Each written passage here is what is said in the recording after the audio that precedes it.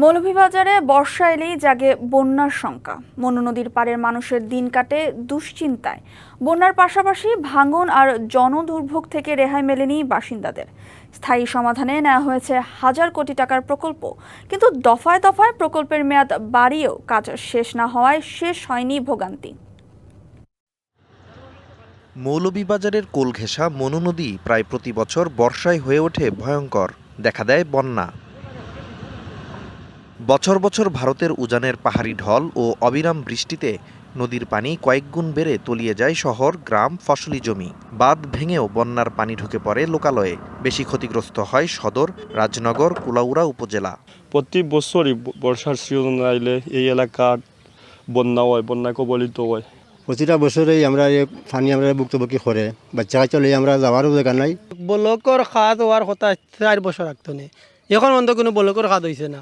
Sunbit সব দিবে সামাল।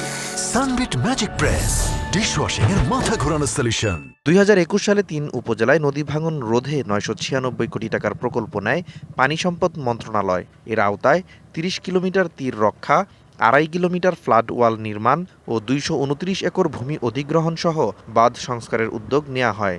তবে 2 দফায় প্রকল্পের মেয়াদ বৃদ্ধি করলেও শেষ হয়নি কাজ।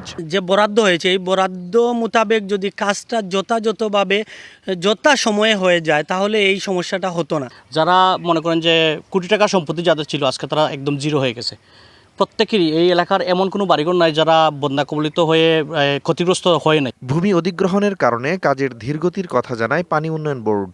আর বর্তমানে আমাদের প্রকল্পের যে ভূমি অধিগ্রহণ সেটা আমরা অলরেডি রাজনগরে আমাদের যে মানুষের যে ক্ষতিপূরণ অলরেডি দেওয়া শুরু হয়ে গেছে, আর সদরেরগুলো প্রাক্কলন চলমান।